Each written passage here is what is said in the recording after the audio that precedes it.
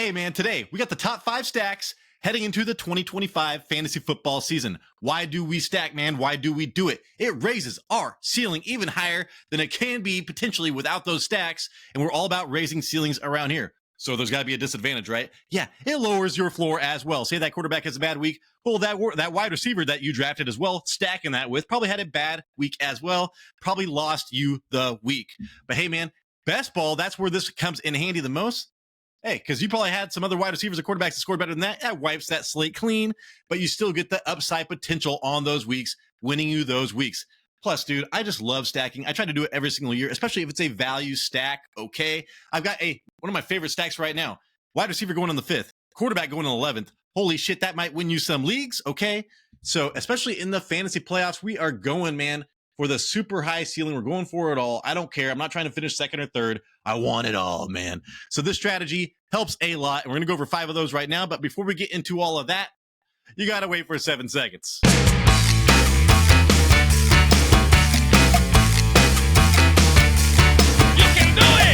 All right, man, the first stack we are going to hit is also the most expensive stack. They're going to be the most productive stack. They're going to be on the most common championship teams, probably at the end of this year as well. So as far as stacking goes, this is elite of the elite, okay? So Jamar Chase, if I get Jamar Chase, number 1 overall, and then I like my 2 running backs after that in rounds 2 and 3, I'm going Joe Burrow. No matter what, I suggest you do the same. Burrow, the most pass attempts, now we're talking volume, man, as far as floors for these players. So the most passing attempts in 2024 at 652, that is the 20th most of all time. That he led the league in passing yards, passing touchdowns, and completions. That's going to happen again. When the Bengals were within 1 yard of a first down or touchdown, Burrow ran the ball 37% of the time, man, in 2022. That went down to 18.7%, and then last year was the lowest at 14.3%. He did have that lower leg injury that he was coming off of, so there is a chance this might get bumped up to almost 20% again, so there's a little bit more potential for a rushing touchdown, but still, I'm not banking on that. Chase, all right, we're talking volume as well, so high floor for Jamar Chase. The most routes run per game over the last 3 seasons at 39.7, so he has the most opportunity of any wide receiver. That's why you're drafting him so high. Plus, he's got the highest graded passer out of the last like 3 years as well. The Bengals have the same head coach, offensive coordinator, wide receiver coach as last season. Nothing is going to change, man. The Bengals have the 25th passing strength of schedule. I don't like that much. They also have the 22nd best passing playoff strength of schedule with Baltimore. They're going to be a lot better this year, especially in the passing defense. Miami, who was like the best defense of all time last year, and then Arizona as well with a defensive head coach. So I do not like the playoff schedule due to, but it is Joe Burrow and Jamar Chase. I don't really care who they play, man. They're going to be the number 1 and number 2 wide receivers, quarterbacks every single week. Heading on to number 2, all right? So Jayden Daniels. People are talking about regression for him because it's what just happened with C.J. Stroud, okay? And Terry McLaurin. So Jayden Daniels going in the 3rd round. Terry McLaurin going in the 4th. So he was undervalued last year. We were chasing that. Guess what, man? People found out, and they really like Jayden Daniels. So you have to pay up for Terry McLaurin, but a wide receiver number 1 in the 4th round is still a value. So McLaurin, man, wide receiver 7 finish in 2024. Daniels, quarterback 5 finish in 2024. So top 7 in the position, both of them, averaging 30.9 points per game over the fantasy playoffs. So Jayden Daniels, man, was literally the number 1 quarterback over the fantasy playoffs, averaging 31 points per game. Holy shit. They had to win people a ton of leagues. And I do want to talk about Jayden Daniels' regression. CJ Stroud did not run the ball. And let's look at real fast at what Daniels did. The 2nd most rushing attempts at 148, right? The most scrambles per game at 4.4, the most scrambled yards per game at 35. So that raises his floor so much higher than what CJ Stroud had, man. Okay, so difference there is going to be a better offensive line. It's going to remain the same. Maybe even get better with Laramie Tunsil, better offensive coordinator, and also he has the running potential. So people are like just not wanting to get Jayden Daniels at all. I understand the upside might not be the same, but dude, he's still going to be a top 5 quarterback at the end of the season. And then McLaurin as well. We could talk about McLaurin. Does he have a lot of easy catches, dude? Like he was wide open all the time, right? Dude, McLaurin, 24 contested catches, the 4th most over the last 6 seasons. His 70.6% contested catch rate was the best of any wide receiver with at least 20 contested catches over the last 6 seasons. Dude, insane. So Terry McLaurin was not given like an easy time last year. It was very difficult for him, and he was still wide receiver 7, man. So McLaurin, the second most receiving touchdowns, 13 at 13. 9 of those were contested catches, dude. That is insane. The most of any wide receiver over the last 6 seasons. So Terry McLaurin is literally the like Rob Gronkowski right now as far as contested catches go. And Jayden Daniels. I want to say McDaniels. Jayden Daniels is going to repeat throwing it to him all the time in the red zone. Okay. So McLaurin is sitting out right now. That was what I heard. I just checked the news. He is back at practice. So he is sitting in. So he's back, bitch. That is great for me. So yeah, I am back on targeting Terry McLaurin. The Commanders have the 20th best pass strength of schedule. That is not that great. Commanders also have the 18th best playoff strength of schedule, so average. New York Giants, that pass rush is no joke. Philadelphia, no thanks. And then Dallas was a terrible defense last year, so they will probably be better. But still, man, Jayden Daniels and Terry McLaurin, my second favorite stack. All right, man, this should be my favorite stack, but this is like, one of the cheaper ones with a little bit lower floor than these other guys. Justin Fields and Garrett Wilson, dude. So you can get Justin Fields in the 11th round, and you can get Garrett Wilson if you're lucky in the 5th. So Fields, man, as far as high floor, he averaged 21 fantasy points per game in 22, 21 fantasy points per game in the end of 2022 because he got injured in the middle of that season. So that's great. 19.4 fantasy points as a starter last season with Pittsburgh. So 2 years as like a full-time, last 2 years as a starter, pretty much 20 points per game.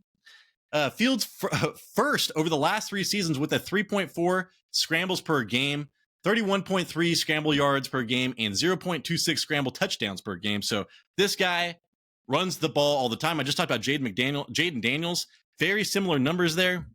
And then Fields only has 4 carries on the 1 yard line over his career, with 2 of those going for touchdowns. So he's converted 2, all right, touchdowns at the 1 yard line. You could see the Jets maybe doing that a lot more. So potential for him to progress in rushing touchdowns is high for me.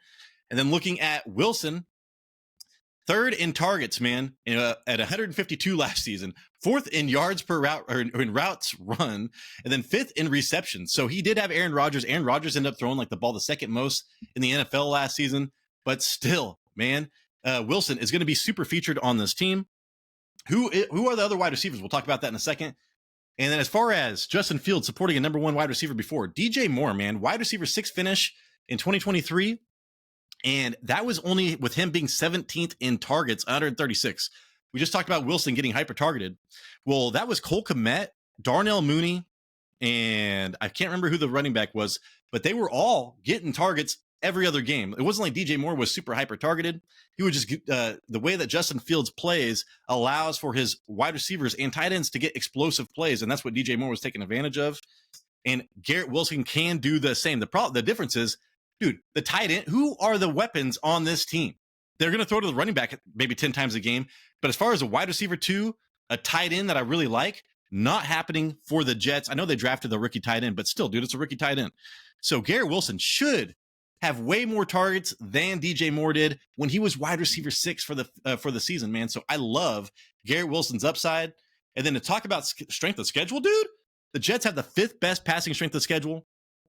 And they have the 4th best playoff strength of schedule, Jacksonville, New Orleans. And then I do not like New England, but you're in the playoffs. You are in the championship by then. Who gives a shit?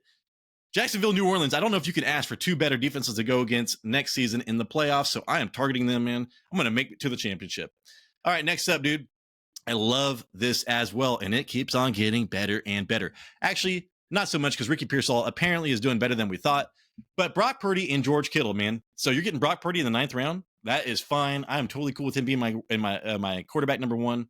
And you're getting George Kittle in the 4th round. So he was going in the 5th. Then all this shit started happening, man, with the wide receivers for the 49ers. He's up to the 4th round now. So again, no timeline for Brandon Ayuk to come back. Juwan Jennings wants a new contract. Ricky Pearsall coming off a tweaked hamstring, but reportedly might be ready at the start of minicamp. And then Debo is gone, dude.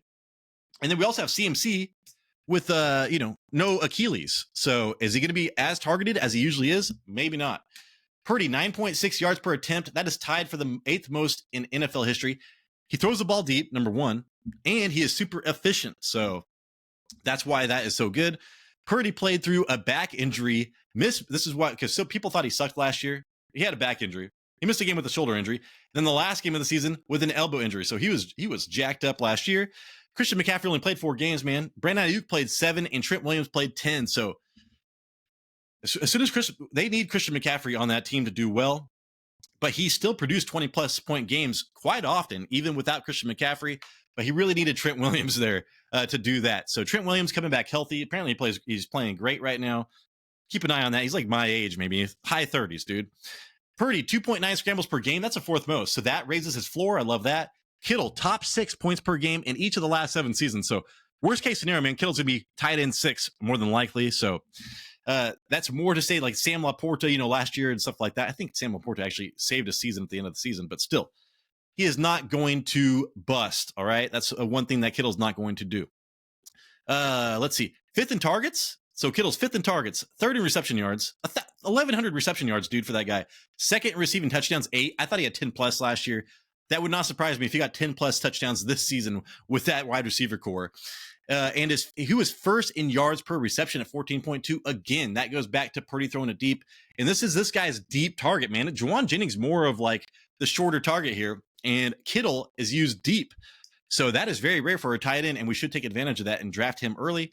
The 49ers, man, we talk about strength of schedule. I've heard about this a lot. Their strength of schedule is amazing. Well, yeah, dude, they've got the 4th best passing strength of schedule, and then they've got the 9th best playoff passing schedule. Arizona, who knows how that's going to be. Cleveland, man, they used to be an amazing pass defense.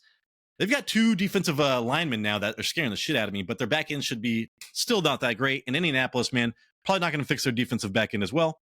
So 2 of the 3 matchups I really like for this. And it might win you a championship if you can get past that first week in Arizona. All right, man. Last stack. Okay. I love Ladd McConkey. I was pushing him hard last year, dog. And he finished strong. Same thing with Justin Herbert. So Justin Herbert going in the 11th round, man, or 10th round. He's got Greg Roman as his offensive coordinator. You look at how he finished. You think that you want to wait for him. I get it, dude. And then Ladd McConkey going in the 3rd round right now, because of the way he finished last year, it was like Amon-Ra St. Brown his rookie year, okay? All those targets, all those yards, all those points. So McConkey, wide receiver 12 finish as a rookie, averaging 20.3 fantasy points per game over the playoffs. So those 3 games, man, he won people leagues. That's what people are remembering. That's why he's getting drafted so high. Herbert, quarterback 12 finish, okay? So he was a quarterback 1 for you. He was quarterback 8 over the fantasy playoffs, averaging almost 21 points per game. That's an amazing. I want my quarterback to get 20 points per game, but if he averages 19, that's fine with me. He averaged 21, dude. And he averaged 25 points per game over the last 3 games of the season. That is what we are chasing, okay? So Greg Roman does not throw the ball, but the way it worked out, he was throwing the ball quite a bit last year and making the most of it. So let's see. The Chargers started in 2024 as the most run-heavy team, and Herbert was only averaging 11.3 fantasy points per game. That's what people are remembering right now. So a lot of the people that drafted Herbert did not make it to the playoffs, but if you did, you would have remembered him and you would have drafted him higher. But right now, dude, that is not the case. So the last 2/3 of the season, they changed to run the ball only 38% of the time, dude.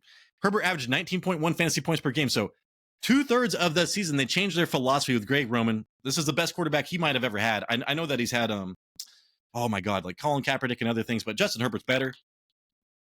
Greg Roman always run heavy, and then they added Najee and O'Marion. So last year they had J.K. Dobbins, and I can't remember the guy that I really liked that they drafted like in the 3rd or 4th round. First touch was like a 70-yard touchdown, but he's more of a pass catching back that the rookie they had last year. Now they drafted now they drafted a true number 1, and then they got Najee. So Najee blew his hand off, does not have an eye. Who knows if he's going to even play? But O'Marion, man, should make them run the ball a little bit more. So that is the question mark here for Justin Herbert. And then McConkey, 2.98 yards per route run versus man, the 2nd best among wide receivers. He's a slot wide receiver. So seeing a slot wide receiver that is usually utilized versus zone, and that is where they're usually hyper targeted, he's amazing against man. So it does not matter. All right. He can be running slot and he can go against man. Like it's not like they're going to not target him if it's a man defense. So very rare. Ladd McConkey is a true number 1 wide receiver. And I'm trying to think about who he reminds me of. I mean, dude, CeeDee Lamb is like that in the slot, outside, very good against man in the slot. So just kind of rare to have a wide receiver like that. We want to chase that. Just hopefully Greg Roman realizes that as well. So yeah, Greg Roman had the fewest or second fewest targets to wide receivers in each of his last 3 seasons as offensive coordinator. That did change in the second half of the last season. The Chargers have the 18th best passing schedule. That's not great. That's average. And the 15th best playoff schedule. That's average. Kansas City, fuck that. Dallas, and then Houston. So that's fine with me. But yeah, so the Chargers, man, who are they going to be? You're chasing the second half of the season, and if that hits, man, you're getting huge value, and you want to stack that. All right, everybody, that is the show. If I forgot a stack, or if you got a stack that you really like, please comment down below, okay? Hopefully I earned a thumbs up. Hopefully I earned a subscription, man. We need it. Season's coming up, man. We need players, man. Also, if you want to be in our fantasy league, we only have 8 teams, all right? Our listener league. We want to get up to 12 at least, maybe even 14 if that's possible. So if you regularly watch this show, dude, comment down below and say you want to be in the league and play with us, man. Get burned, dog. Anyways, this is the Fantasy Red Zone. This is Tyler Big Turd Ward, and I appreciate